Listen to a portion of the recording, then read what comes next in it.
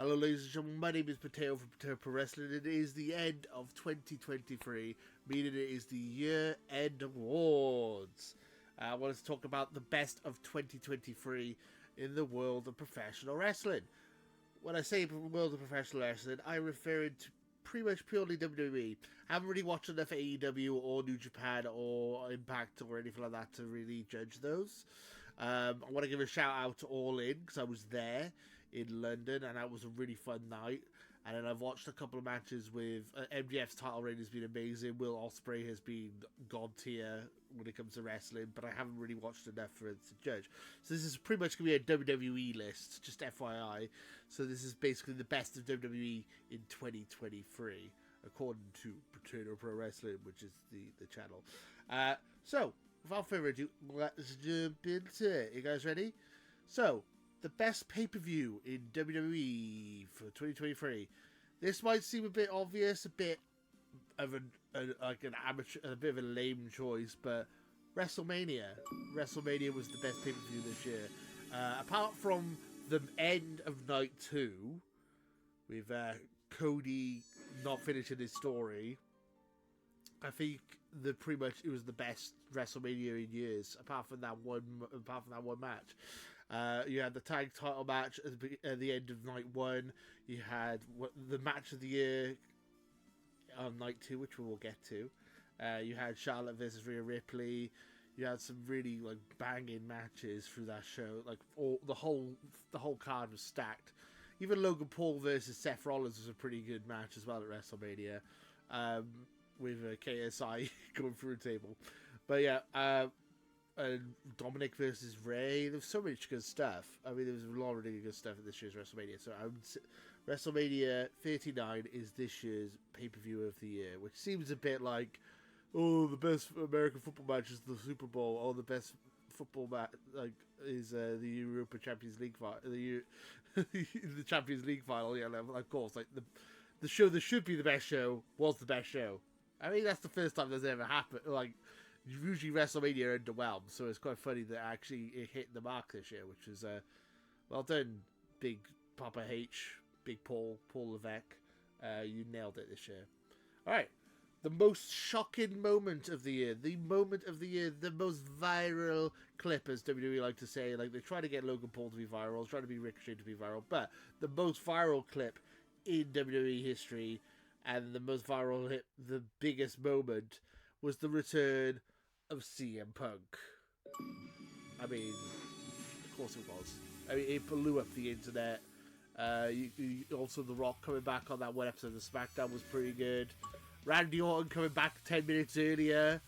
And that, I was like, oh, that was a really cool moment. I really appreciate it. That show could have ended right there after the match and it would have been perfect. But the return of CM Punk was just, mwah. The pièce de résistance, the chef's kiss, the cherry on the top of the cake. Alright, then we have my match of the year. So I already teased this a little bit. My match of the year was at WrestleMania 39. It is Gunther versus Sheamus versus Drew McIntyre in a triple threat match for the Intercontinental Championship. The Intercontinental Championship has never felt so important. Gunther has brought this title to new relevance. I got a bit of tissue in my beard. It's okay. Gunther has brought this to new relevance. And he has basically made this title mean a lot. He's broken the record now for the longest title reign in Intercontinental history. This title actually means a lot. It's probably the biggest title on Raw. Even though they've introduced the World Heavyweight Championship, I feel like the IC title means more.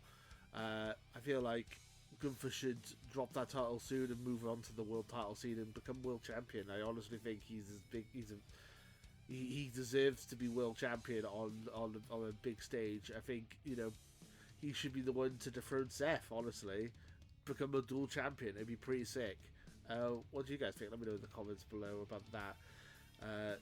And yeah, that match was brutal. You had the storyline of Drew McIntyre and Sheamus both wanted to become Intercontinental Champions. Sheamus, this is his last final goal. He's achieved everything in WWE apart from winning that IC title. And then Drew kind of just like, well, I also want to be Intercontinental Champion, and like kind of stealing Sheamus's thunder. And then Sheamus wanted the rematch from Clash of the Castle, and it basically was all drama in this match. Just like two best friends ended their friendship during this matchup, and then Gunther taking advantage with like power bombs on top of each other. Oh, it's such a good match. It's such a good match. Go watch it. And the final category of the night, the final awards. I don't know. The final thing that I want to talk about is the Wrestler of the Year. There's a couple of people who could be nominated for this. Rhea Ripley has completely carried the women's division. As I just said, Gunther has made the Intercontinental Championship amazing. Roman Reigns, the undisputed champion, which WWE don't understand what undisputed means, I guess. They could all be Wrestler of the Year. But I'm going to give it to someone who you might not suspect. I'm going to give my Wrestler of the Year to Cody Rhodes. He is completely carrying Raw on his back. He is the biggest star, the biggest babyface in WWE. One of the biggest stars they got, one of the biggest merch pushers. He is completely like carrying Raw on his back. Even though Seth is the World Heavyweight Champion, it feels like the main person on Raw is Cody. He should have won. He should have won his match at WrestleMania. He should have been champion. He should have been. This should have been like towards the. We should have been like 8 months into his WWE Universal Undisputed Championship reign here. He had a couple of really good matches with Brock. He did his title reign with Jey Uso was brilliant, and then it's also his matches with the Judgment Day were really great. So I'm going to go Cody as my Wrestler of the Year, which might be a bit of a shocker because obviously Will Ospreay had all the 5-star matches. If you were going purely WWE, Gunther had a load of 5-star matches, and I think Gunther's fantastic. Don't get me wrong, he would be one of my favorites, but I think purely because he is the guy at the moment, I'm going to say Cody. I mean, obviously Roman is the guy, right? But he's never there, and he's only on SmackDown. So as weekly Raw shows, Cody is the guy, and he carries that show, and he's there every week, and he's wrestling most weeks, and the crowd love him, and he's super over. And give him the goddamn title already. Goddamn, let him finish his bloody story, WWE. What do you guys think? Let me know in the comments below. Thank you guys for watching, and until next time, too sweet. There's guys. And Happy New Year.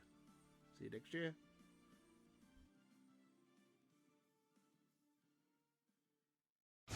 We're on the road to 5K. Join Potato Club today, and too sweet that subscribe button.